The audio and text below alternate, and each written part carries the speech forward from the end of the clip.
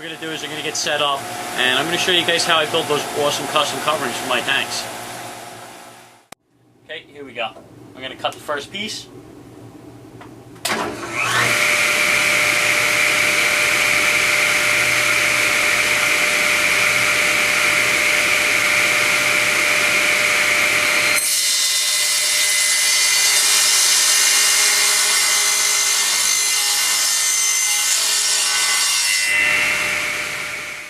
If you are using a table saw, always make sure that the blade stops spinning before you go to remove anything from the table. Alright, so we got our first length cut, and now all we have to do is we're going to get set up to cut the other length. We're going to go ahead and cut it.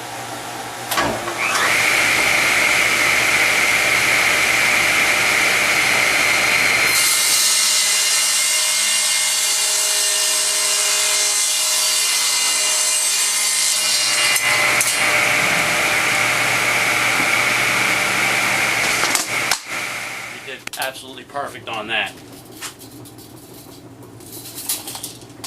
Alright, that's what the piece looks like when we're done cutting it. And right now what we're going to do is we're going to cut the one with the blue tinge. This is a little thicker than what I wanted, but we're going to go ahead and we're going to do it anyway. This is going to be used probably for something different. Hopefully maybe a little bit of a surprise for everybody. If it works, let it.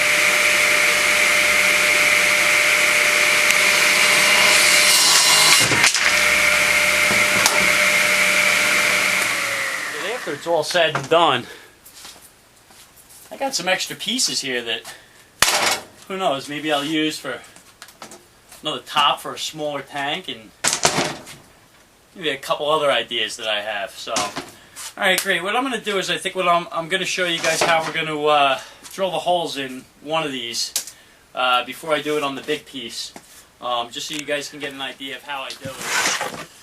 Alright, here we go. Here's our next step. This is actually going to be our practice piece. I'm going to show you guys how we drill the holes into the custom covering. Basically, you're going to need a ruler, a marker, and obviously your covering. You're going to want to grid out the holes. And I'm going to do one line here.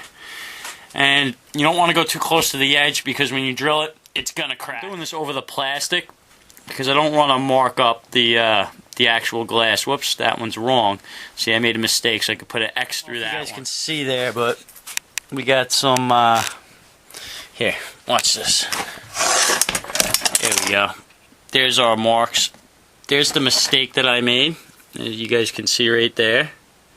And I just put a little X over it so we know not to drill there. Basically, we would grid it all the way down the covering and then commence drilling. So what I'm going to do is I'm going to take it over to the drill press and I'll show you how I drill it out. Okay, here we go. We're going to fire up the drill press and we're going to start drilling out some of these holes that we have that we've gridded out here. So.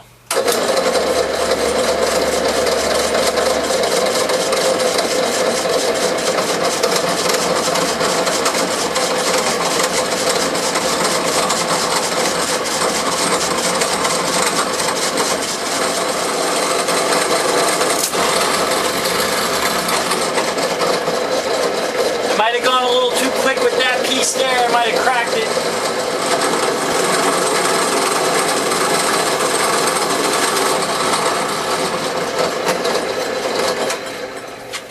Okay, so we just finished drilling out our holes that are going to help circulate a little bit more air into the tank if we need to with our drill press. And if we go ahead and take a closer look, not only is this going to work really good, but it also looks good. As you can see, everything there is drilled to absolute perfection. I was able to do it without breaking or putting any cracks or anything in there.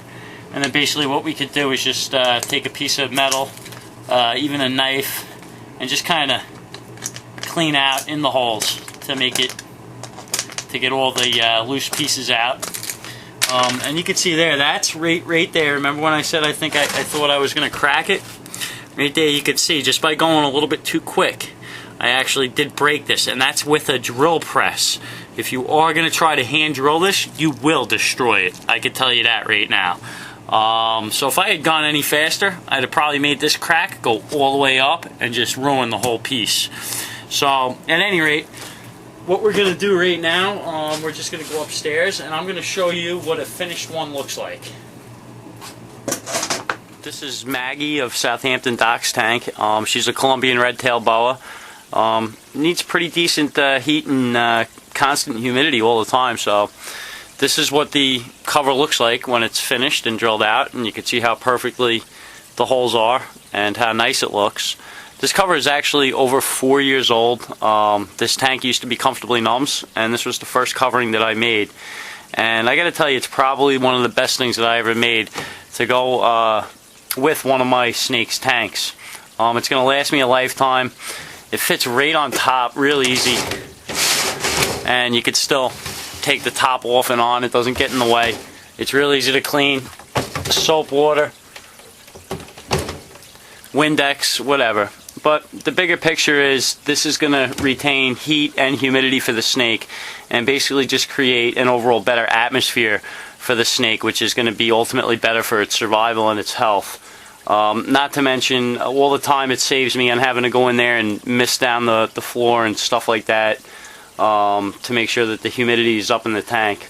It's just a great idea that I came up with, and it seems to be working good. So I made them and put them on every single one of my tanks. We can take a quick look right up there at Dominy's tank. Try and get a closer view. And you can see there, it's his tank is fogged out and there's no mister or anything in there. It's just the running water and the coverings that I made to go on there. And that's pretty much how and why I make these custom coverings for my snakes. Alright, I really wasn't going to do this because the big tank that I'm redesigning is not 100% finished yet, and I didn't want to ruin any spoilers for anybody. But what we're going to do is we are going to take a look at the covering that you guys have just seen me cut, and it's going to be inserted into this big tank. And what we're going to do is we're going to raise the lights up so you guys can get a good view, and then we're going to set the camera up and take a look at the new covering.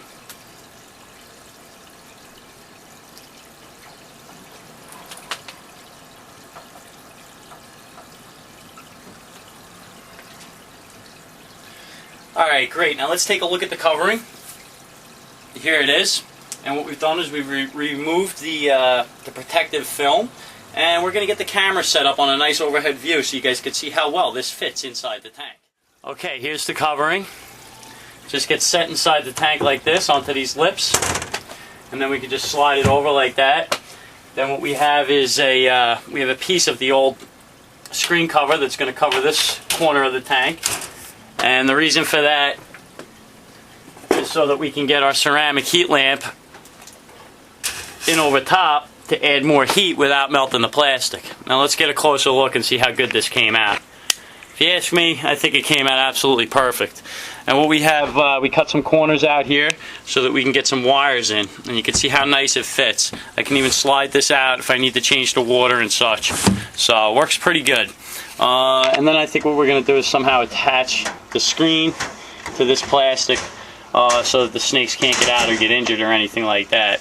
Now this cover is completely done. I don't think I'm going to need to drill any holes in it, but we'll see. And this is going to definitely retain heat and humidity for that snake right there that wants to come on down and get back into his home. Alright, one more thing before I let you guys go. Not only is this custom cover going to create an overall better atmosphere for the snake, which is going to be a lot better for the snake's health and for its ultimate survival, but it is not going to obstruct any lighting that needs to get into the tank. And because I know you guys thought that that was so cool the way that I raised the lights up, I'm going to show you guys how I lower the lights and how awesome it sits on top of this custom covering.